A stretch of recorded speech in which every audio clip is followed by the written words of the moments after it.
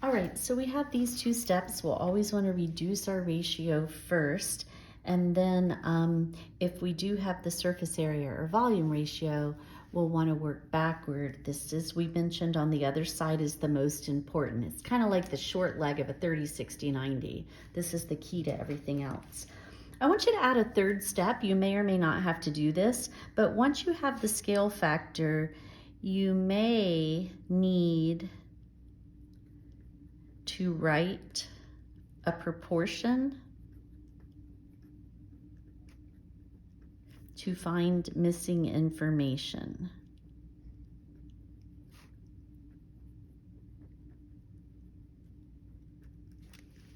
All right, let's go ahead and do some of these questions so you can see what this looks like in action.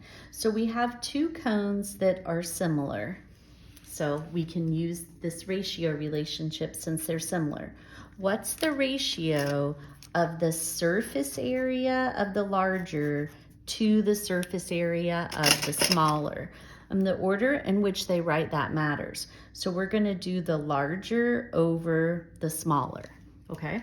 When we set up our ratios here. However, let's look at what we've been given. 28 is the slant height and the slant height. Each of these measurements are one dimensional. It's just yards. So I can do large to small, but this is going to be my 1D or my linear ratio that I write, 28 over 8. If it can be reduced, we need to reduce it. Both of these numbers are divisible by 4. 4 goes into 28 7 times, it goes into 8 twice. Now that's in simplest form. We want to leave it as a fraction. That's my linear ratio. We've been asked to give the ratio of how the surface areas would compare, and that's two-dimensional.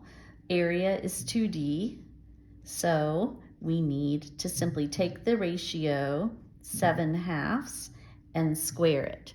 We're going to multiply 7/2 times 7/2. We'll square each of these numbers. 7 squared is 49. 2 squared is 4, and that's the answer. We were just asked for the ratio, so we have it. Let's do number 3. So we have cylinders that are similar. We want the ratio of, this time we're looking for the ratio of the radius of the larger one to the radius of the smaller one. So we're looking for our one-dimensional ratio, and once again, we'll do large over small. What do we have, however? We have surface area, so we're going to be able to write the two-dimensional ratio that compares the areas of these solids, large to small. So we've got 1/16 over 29, and I need to reduce that. 29's prime, it's only divisible by itself in 1. So it might look like you can't reduce it, but it turns out that 1/16 is divisible by 29. 1/16 divided by 29, it goes in 4 times. So 29 goes into itself once, and it goes into 1/16 4 times. So the areas of the big compared to the small, if you were to flatten them out, 4 of these nets would make up the larger net. That's what it means. But we need the ratio of the radii. And the radius is a one-dimensional thing. Radius only has length. So our 1D ratio, to go back down, we're going to take the square root of 4 over 1. Those are both perfect squares. The square root of 4 is 2. The square root of 1 is 1. We want to leave it as a ratio, so 2 to 1. It just means that any linear measurement in the big cylinder is twice what it is in the small cylinder. So if you knew that this was 3, then that would be 6, and so on. Okay, let's have a look at 5.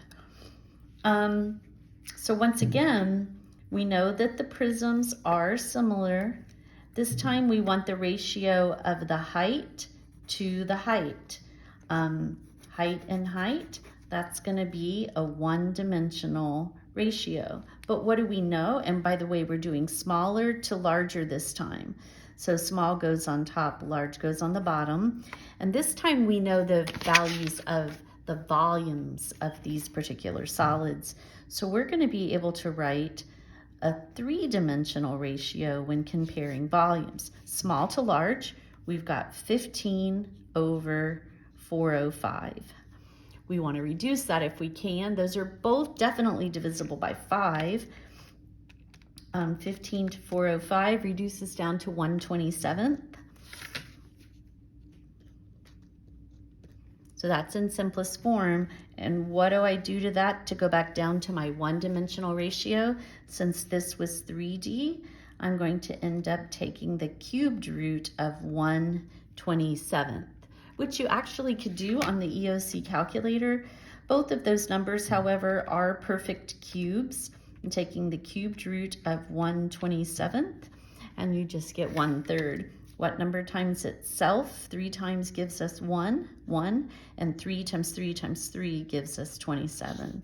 So that's how the heights compare. The height of the large prism is 3 times the size, the height of the small, okay? All right, I'd like you to add a second part to number 5, and then we'll have this set up and ready to do in class. So part A, we're going to answer this question and find a ratio, but part B, I want to practice using that information to find something else. So this will be the question we'll answer. If the height of the smaller pyramid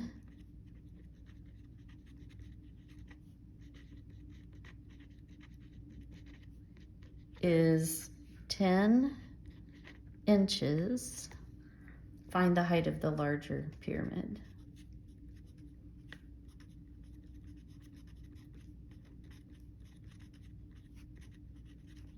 So once we have our ratio in what I'm calling part A, we're going to turn around and use it and find some missing information. And we'll do this when we're together.